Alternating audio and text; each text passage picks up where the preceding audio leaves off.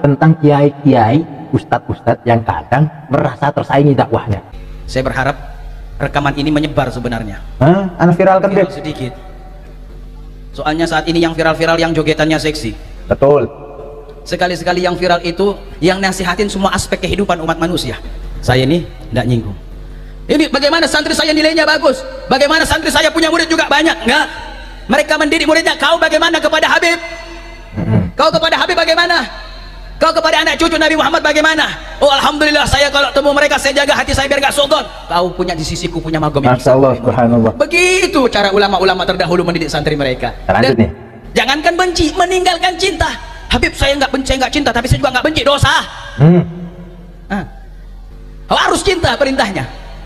Terkait tentang seorang Habib Reza menjelaskan daripada tentang kecintaan kepada cucu Nabi Muhammad Shallallahu Alaihi Wasallam dan juga tentang kiai-kiai, ustadz-ustadz yang kadang merasa tersaingi dakwahnya dan juga kiai-kiai ustadz yang kadang mengajarkan benci, mengajarkan tidak suka kepada Habib, kepada para jamaahnya, kepada santrinya gitu. Dan ini ada hal yang penting, saudara. Perlu kita lihat terkait tentang nasihat Habib Reza bin Muhsin Al-Hamid. Beliau bernama Habib Reza bin Muhsin Al-Hamid. Marganya ini Al-Hamid, pecahan dari bin Syekh Abu Bakar bin Salim. Dia anak keturunan dari Syekh Abu Bakar bin Salim. Nah, kita dengarkan nih. Saya pakai headset dulu biar jelas juga nih. Kita lihat. Imam Ahmad bin Hanbal, pencetus madhab Hanabilah, murid daripada Imam Asy-Syafi'i, seorang yang alim dalam syariat, yang alim dalam hadis, tidak mau lebih dulu masuk daripada seorang Habib yang masih kecil. Tidak mau melangkah mendahului Habib. Begitu pemahaman ulama-ulama terdahulu kita. Imam Ahmad bin Hanbal ya, saking penghormatannya kepada Habaib, pasti Habibnya itu yang suruh duluan. Padahal Habibnya masih kecil, Sayyid, ya. Tapi dipersilahkan terlebih dahulu. Subhanallah, begitu penghormatannya kepada keluarga Nabi Muhammad Shallallahu Alaihi Wasallam. Yang kita butuhkan ulama saat ini yang semacam itu. Mereka kadang-kadang yang saat ini kita jumpai tafakharuna bi talamidihim. Ada kalanya ulama zaman sekarang kalau sudah punya murid banyak, oh dadanya sudah terangkat. Kalau sudah muridnya banyak 100, sedikit dadanya naik. Nah, kalau sudah temu 1000 agak naik sedikit dadanya. Kalau sudah di atas 1000 dongak sekalian kalau jalan. Kalau udah di atas 1000 dongak sekalian. Kalau jalan susah tuh ya. Waduh, ini kadang udah kelihatan sombongnya gitu. Baru kelihatan 100 santri, 200 santri, 1000 santri, dia langsung merasa sombong gitu loh. Oh, pondok saya ini laku, pondok saya inilah itulah. Tapi seharusnya kalau pondok pesantren sudah menambah 100, 200 hingga 1000 santri, semakin ke depan itu semakin tawadu gitu. Ini kadang semakin sombong lah. Ini ulama zaman sekarang ya, Bib ya, mungkin Bib. Hakata begini sekarang yang kita rasakan. Tapi lihat Syekh Jamal, bagaimana Al-Imam Jamal, beliau punya murid 100.000 di masa beliau. Bukan sekarang. Sebutkan sekarang orang yang punya murid 100.000. Beliau punya 100.000 murid di dalam pendidikan beliau. 100.000 hadirin. Ini bukan organisasi, bukan partai dan bukan lembaga. Ini santri. 100.000 santri beliau, dan beliau kadar tingkatan magom santri beliau dengan kadar bagaimana cintanya kepada anak cucu Nabi Muhammad SAW. Nah, magomnya itu diukur sebagaimana kecintaan mereka para santri kepada keluarga Nabi Muhammad SAW. Nah, diukurnya daripada cintanya kepada keluarga Nabi. Lanjut nih. 100.000 santrinya tidak diukur dengan bagaimana banyak sholatnya, bagaimana banyak sujudnya, bagaimana banyak ilmunya. Enggak. Beliau ukur santri beliau, yang paling bagus santri beliau adalah yang paling bagus cintanya kepada keluarga Nabi Muhammad SAW. Kalau zaman sekarang kan, minta maaf, saya bukan mau nyinggung guru saya ini, ya Sultan, saya nggak menyinggung. Tadi kan beliau sebutkan bintang prestasi. Ini kan salah satu fikih dakwah, hanya untuk mengajar. Tapi sekarang orang berbangga, santrinya dikasih apa? Oh, ini ujiannya yang banyak nilainya. Nah, ini nggak nyinggung saya. Saya ini nggak nyinggung. Ini bagaimana santri saya nilainya bagus, bagaimana santri saya punya murid juga banyak. Enggak, mereka mendidik muridnya. Kau bagaimana kepada Habib? Kau kepada Habib bagaimana? Kau kepada anak cucu Nabi Muhammad bagaimana? Oh alhamdulillah, saya kalau temu mereka saya jaga hati saya biar gak sudon. Kau punya di sisiku punya magom yang Masya Allah, subhanallah. Begitu cara ulama-ulama terdahulu mendidik santri mereka. Dan sekarang yang semacam ini sudah hilang. Allama yasma'una ma qala Syafi'i. Apakah mereka tidak mendengar apa yang dikatakan oleh Imam Asy-Syafi'i? Saya berharap rekaman ini menyebar sebenarnya. Anak viralkan viral sedikit.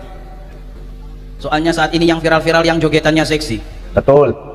Sekali-sekali yang viral itu yang nasihatin semua aspek kehidupan umat manusia. Betul.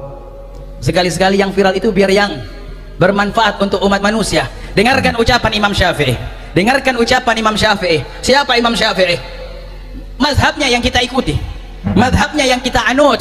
Kalaulah Syafi'i, kalau bukan karena Imam Syafi'i, kita bingung bagaimana beribadah kepada Allah. Kita akan bingung bagaimana berwudu. Sekarang wudu kita gampang karena Imam Syafi'i, salat kita gampang karena Imam Syafi'i. Ini manusia dipuji oleh gurunya dan oleh muridnya Imam Ahmad bin Hanbal, kasyamsi fid dunya, seperti mataharinya dunia dalam agama Islam ini Imam Syafi'i. Beliau berkata apa? Faya ahlul baitir rasulillahi hubbukum fardun minallahi fil qur'ani anzalah kafakum min azimil gadri annakum man lam yusalli alaikum fala salatalah. Wahai anak cucu keturunan Nabi Muhammad, hubbukum, cinta kepada kalian, fardun, wajib. Hadirin, cinta kepada anak cucu Nabi Muhammad wajib. Ini Imam Syafi'i berfatwa.